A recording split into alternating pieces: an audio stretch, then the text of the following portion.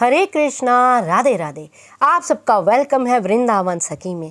I hope आप सब खुश होंगे, बढ़िया होंगे और हमारी तरह ठाकुर जी की सेवा में मदमस्त होंगे और ठाकुर जी की कृपा का अनुभव भी कर रहे होंगे।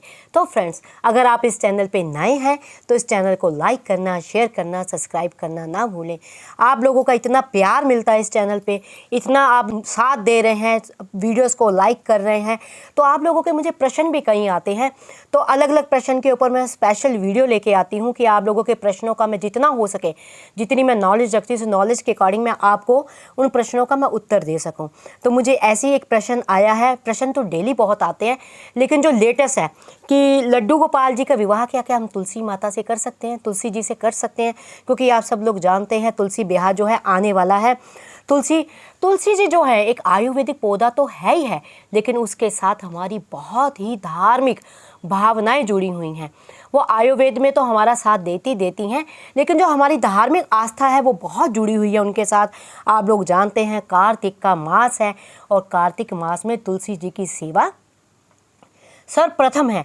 तुलसी जी की सेवा सबसे ज़्यादा की जाती है और कार्तिक मास के बारे में भी आप लोग जानते हो कि कार्तिक मास में किया गया कोई भी कार्य, कोई भी धार्मिक कार्य 10 गुना फलदायी होता है, 10 गुना ज़्यादा। जैसे मान लीजिए आप एक माला जप करते हैं तो आपको 10,000 माला जप करने का फल मिलता है। आप 1 रुपया दान करते हैं तो आपको 10,000 रुपया दान करने का फल मिलता है। इतना फलदायी है कार्तिक मास। और अगर आप ध्यान से देखेंगे तो जितने भी त्यौहार आते हैं, जो बड़े बड़े त्यौहार हैं, सब कार्तिक मास में ही आते हैं। क्यों? क्योंकि कार्तिक मास हमारे ठाकुर जी को अति प्रिय है कार्तिक मास। और स्वयं ब्रह्मा जी ने भी अपनी वाणी से कहा है कि सब मासों से उत्तम मास जो है कार्तिक मास है। तो इसी तरह कार्तिक मास में भी हमारा तुलसी जी का ब्याह होता है, तुलसी जी का ब्याह कराया जाता है। और तुलसी जी का तो क्या कहना, जीवा में इतनी ताकत ही दी है उनके बारे में बोल सकें। मरते हुए व्यक्ति के मुंह में अगर तुलसी दल रख दिया जाए तो उसको गोलोक की प्राप्ति होती है, उससे स्वर्ग की प्राप्ति होती है। इतनी मान्यताएं हैं तुलसी की। तो मुझे प्रश्न आया कि दीदी आप बताइए, आप बहुत अच्छा बताती हैं कि क्या हमारे घर में हम लड्डू गोपाल जी हैं, क्या हम लड्डू गोपाल जी का विवाह तुलसी जी से कर सकते हैं? ऐसा है भक्तों, ठीक है, सारी बातें ठीक हैं। जो लड्डू गोपाल जी हमारे हैं वो नारायण का ही रूप है, नारायण का ही अवतार है, लेकिन ऐसा आप मत कीजिए, ये गलत है। आप रीति रिवाजों को अपने मुताबिक, शास्त्रों को अपने मुताबिक आप किसी तरह से ना मोड़िए, क्योंकि जो तुलसी विवाह है वो शालिग्राम जी से होता है, स्वयं नारायण से भी नहीं। आप लोग कथा से भली भांति परिचित होंगे। अगर आप कहेंगे तो ये कथा भी मैं आपको डिटेल में सुना दूंगी। अगर आपकी सुनने की इच्छा होगी तो आपको मैं कथा भी सुना दूंगी किस प्रकार नारायण भगवान जो है शालिग्राम बने। क्योंकि तुलसी माता ने उनको, जो तुलसी थी उनका नाम था वृंदा। तो जो आप देखते, जिस वृंदावन में आप जाते हैं, वृंदावन में आते हैं आप, हमारे वृंदावन में बिहारी जी के दर्शन करते हैं, राधा वल्लभ जी के दर्शन करते हैं, आप श्याम सुंदर जी के दर्शन करते हैं, राधा रमन जी के दर्शन करते हैं। जो वो वृंदावन है उन्हीं के नाम से पड़ा वृंदावन। और जो वृंदा है वो रानी थी और उन्होंने ठाकुर जी को श्राप दिया कि आपने मेरा प्रतिवत धर्म जो है भ्रष्ट किया है, आपने मेरे साथ छल किया है, जाओ पशान हो जाओ। ये कथा बहुत लंबी है, आप कहेंगे तो मैं डिटेल में सुनाऊंगी। तब जो भगवान नारायण थे, वो जो नारायण भगवान थे वो बन गए शालिग्राम जी की बाटी, और शालिग्राम की बाटी बन गए तो उनका विवाह हुआ तुलसी माता से। तो शालिग्राम जी का विवाह होता है तुलसी से, लड्डू गोपाल जी का विवाह तुलसी माता से नहीं होता है, चाहे वो नारायण ही है, चाहे वो नारायणी है। लेकिन आप देखिए, नारायण का विवाह भी तुलसी से नहीं होता, शालिग्राम का विवाह तुलसी से होता है।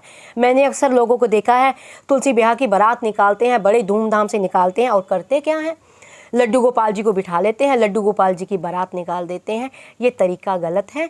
तरीका जो शास्त्रों में जिसका वर्णन आता है, जब हम भक्ति के रास्ते चले हैं, जब हम भक्ति के राह पे चले हैं, तो हमें शास्त्रों के अनुकूल ही चलना चाहिए। हमें अपनी सुविधा के अनुसार से अपने रीति रिवाज नहीं बनाने चाहिए। अधिकतर लोग क्या करते हैं, अपनी सुविधा देखते हैं। आप शालिग्राम हमारे घर में है नहीं, हम शालिग्राम कहाँ से लाएंगे, चलो छोड़ो लड्डू गोपाल की बारात निकाल दो, एक ही बात है, एक ही रूप है। ये तरीका गलत है, ये तरीका किसी तरह से सही नहीं है। क्योंकि जो शालिग्राम जी की ही शादी होती है तुलसी माता जी से पूरे धूमधाम से, जो तो भक्तजन है, वैष्णव है, वो सब जानते हैं, वो पूरे रीति रिवाजों से करते हैं। तो अगर आप कुछ ना करने योग्य हो तो आप नहीं तो आप नारायण जी की फ़ोटो ही रख सकते हैं। वैसे तो शालिग्राम रखिए, सबसे बढ़िया है। शालिग्राम जी की ही बारात निकलती है, तुलसी माता के घर जाती हैं। और एक वर लड़की वाले होते हैं, एक वर वाले होते हैं, और मिल के विवाह कराया जाता है पूरे रीति रिवाज से। तो ये कार्य आप भूल के भी ना करें, कोई भी ऐसा कार्य ना करें जो शास्त्रों के अनुकूल ना हो, जो शास्त्रों में जिसका वर्णन ना हो। आप अगर भगवान को मानते हैं, भगवान की पूजा करते हैं, हम आप देखा जाए तो हम जो भी कार्य करते हैं भगवान को प्रसन्न करने के लिए तो करते हैं। अगर भगवान ही हमारे प्रसन्न ना हुए, हमें पुण्य करते करते दोष लग जाए, भक्ति में हमारी दोष हो जाए, तो वो पुण्य कहाँ का पुण्य रहा, वो पुण्य तो पाप में बदल जाएगा। तो इस बातों का आपको विशेष ध्यान रखना है कि ठाकुर जी का विवाह, ठाकुर जी यानी शालिग्राम भगवान का विवाह जो होता है वही तुलसी मैया से होता है। लड्डू गोपाल जी का विवाह तुलसी मैया से नहीं होता है। हाँ, आपने अगर राधा कृष्ण का विवाह कराना हो तो वो बात अलग है, आपने बाल राधा और बाल लड्डू गोपाल का विवाह कराना हो तो वो बात अलग है। लेकिन जहाँ बात आती है तुलसी विवाह की, वहाँ शालिग्राम जी ही तुलसी माता से विवाह करते हैं, शालिग्राम का ही विवाह होता है। आप सब लोग जानते हैं एकादशी आती है, देवउठानी एकादशी, उस दिन जो ठाकुर जी अपनी निद्रा से जागते हैं तो अगले दिन विवाह होता है तुलसी माता के साथ। तो 4 महीने ठाकुर जी चले जाते हैं निद्रा में, योग निद्रा लेते हैं, जो जिसको हम अपनी भाषा में चातुर्मास भी कहा जाता है, शास्त्रों की भाषा में चातुर्मास में जो ठाकुर जी सो जाते हैं। और चातुर्मास के बाद जो देवउठानी एकादशी आती है उस दिन ठाकुर जी उठते हैं। फिर उसके बाद उनका जो विवाह होता है माता तुलसी के साथ होता है, बड़ा ही रीति रिवाजों के साथ होता है। आपको मैं वो वीडियो भी दूंगी किस तरह आपको तुलसी विवाह कराना है, किस रीतियों से कराना है, किस तरह आप घर में भी, जरूरी नहीं कि बड़े बड़े पंडाल लगाएं। बहुत लोग, हाँ, अगर आप करने योग्य हैं कर सकते हैं, आपके भीतर भाव है, आपके पास धन है, आप लगाना चाहते हैं तो वो आप कीजिए, वो आपकी इच्छा है, ठाकुर जी की इच्छा है। हरी इच्छा से जो होता है। तो अब लोग तो बड़े बड़े पंडाल भी लगाते हैं, ब्राह्मण भोज कराते हैं, रिश्तेदारों को बुलाते हैं, पूरा रीति रिवाजों से शहनाइयाँ बजती हैं, शादियाँ होती हैं। और जो अगर मान लीजिए आपकी इतनी शक्ति नहीं है, यथाशक्ति कोई, क्योंकि अगर जो भी कार्य किया जाए भाव से किया जाए, अगर मान लीजिए आप ज़्यादा करने योग्य नहीं तो घर में भी आप सिंपल, नहीं आप ब्राह्मण बुला सकते, सिंपल रीति रिवाजों से आप घर में भी तुलसी विवाह कर सकते हैं। जो विवाह करने की सरल विधि है उसका वीडियो भी मैं आपको दूंगी, तो आप घर में, अपने घर में ही किस तरह विवाह कर सकते हैं तुलसी का, वो भी मैं आपको बताऊंगी। तो अब मेन बात ये है कि आपको अगर तुलसी माता जी का विवाह करना है, अगर आपने तुलसी माता जी को ब्याहना है तो केवल शालिग्राम जी से ही ब्याहना है। लड्डू गोपाल जी से तुलसी विवाह नहीं हो सकता, वो आपको करना भी नहीं चाहिए। ऐसा करने से आपको दोष लगेगा, भक्ति में दोष लगेगा, पुण्य तो कोई प्राप्त कर नहीं पाएंगे, उल्टा आपको दोष अधिक लग जाएगा।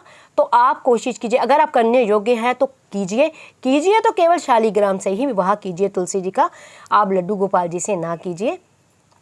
तो आई होप आपको पता लग गया होगा।